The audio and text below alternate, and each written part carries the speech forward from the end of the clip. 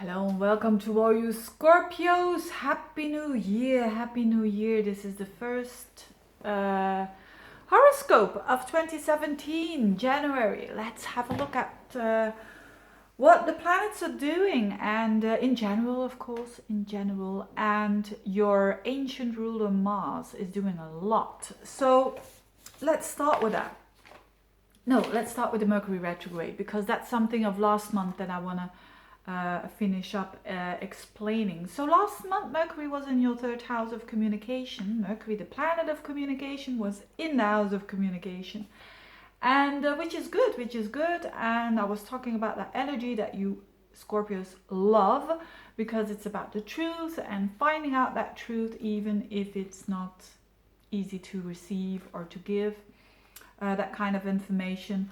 But whatever it was, Mercury goes direct on the 8th, and at the very end of the month, around the 28th, 29th, Mercury will conjunct that Pluto. So it's on the very last days of the month that we really will see what this transit was all about. Because then we are really gonna see that this was the truth, this was the transformation that I'm making. So a lot of you Scorpios will think differently after this month, and they will speak different as well. There is something about your communication, about information that you gather, that has changed. You're not going to do that anymore how you used to do that. And that will improve your search for the truth. So that's good.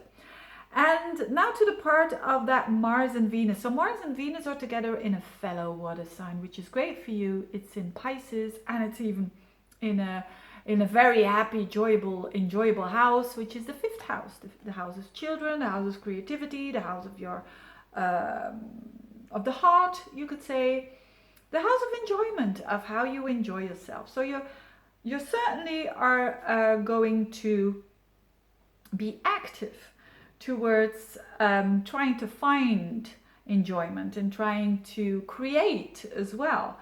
But that journey will be one that needs a bit of focus and that needs a bit of commitment. But I think, again, Scorpios, they don't mind that. Scorpios are normally, when they are very strategic. Normally they know exactly what they want, and then especially with this Piscean kind of energy, it's quite mystic almost. So what could this be? The first 2 days though, the first 2 days of the month are a bit tricky, because then Mars is conjunct Neptune. When you are starting off a new relationship on the 1st or the 2nd of January, which often happens, doesn't it? I think especially when you are younger, I mean, you go out, and then be aware that you might not know the person 100%, okay? It's just the first 2 days. If it's too good to be true, it seems to be too good to be true, it's probably like that, you know? Too good to be true, I mean. So be aware that these are very flu days for all of us. These are days that our actions are not really going to be very practical. Unless, of course, we know how to deal with this energy, and then it can be a very amazing, inspiring couple of days. And in your house of inspiration and creativity, you can be very creative during the first 2-3 days of the month. But as long as you know that it's a kind of a foggy energy, so to speak. But again, this energy trines you, so I don't think it's gonna be that hard for you. But this Mars is going to travel through that 5th house and bump into Chiron and squaring up to Saturn. And Saturn is there for quite a while in your 2nd house of value, of self-worth, of money. So there's something here going on between your creativity and between your self-worth and maybe money. If you work for yourself, it could be this as well. And whatever it is, this is especially going on between the 15th and the 20th of the month. So it's a little period of time, but it's a very important one, because Best case scenario is by working hard, by doing something that you are kind of afraid of, doing it anyway, going through your fear, in other words, and through your pains could be as well the case, because it's about expressing yourself. And by doing that, especially for Scorpios, because Scorpio is a sign that could be quite introvert. And because here it's like Mars in the fifth demands you of performing almost, or showing who you are.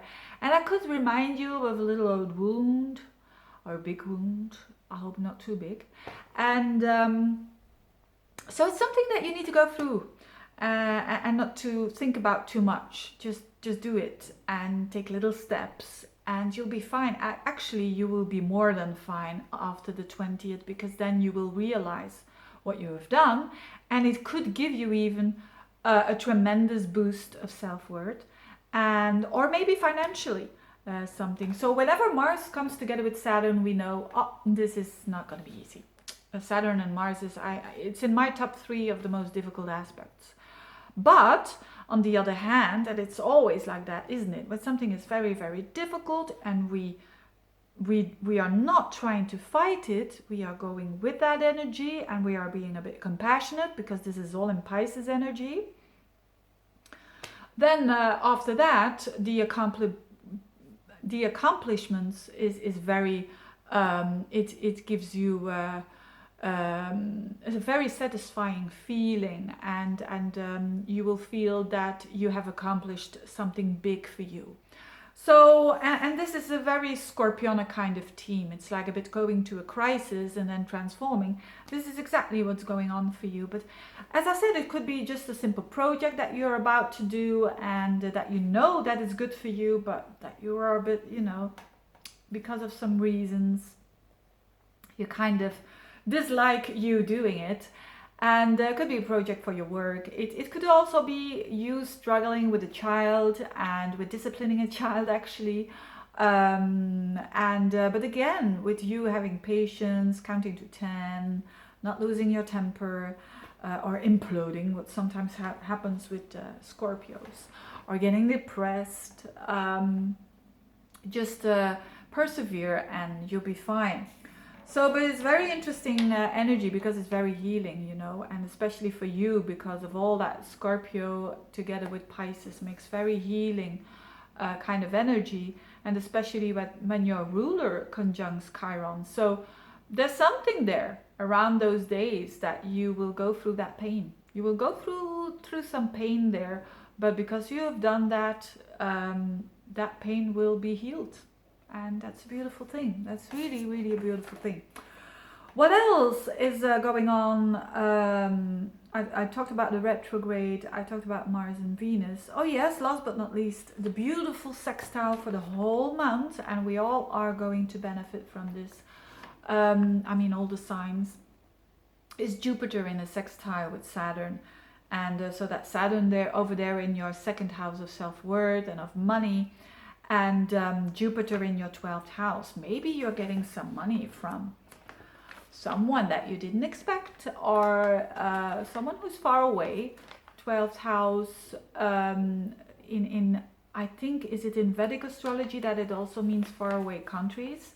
And I've seen it quite a lot, that when the 12th house is activated, that people travel or go to far away places. And but what I think in general it means, in general for Scorpio, it means that there is because you let go of some parts of some old patterns that were not working for you anymore. And of course with the month of January is a lot about, what are you gonna do this year, that is good for you, the New Year's resolutions, or how are they called? You will have not that much of difficulties with doing that, and keep on doing that, because Saturn is making it more consistent, it's making it more practical. So there could be a balance between the things that you let go of and your self-worth, or the things that you have peace with, and who were difficult, who used to be difficult, They are easier now, and because of that, it also saves you a bit of money. Could be the case as well with Saturn in your second house. Maybe you have given up smoking. Who knows? That saves money. It really does. Having said that, I think in general a very Scorpionic kind of month for you, a very interesting month, and also a very gentle month, because notwithstanding the fact there are a couple of rough days there, there's also Venus in your fifth house. So Venus in your fifth house is like, you find a way to enjoy yourself, you find a way to be romantic, you find a way to be open-hearted, and that's fine. So thank you very much for watching, and thank you for subscribing, liking, and see you next month. Bye bye.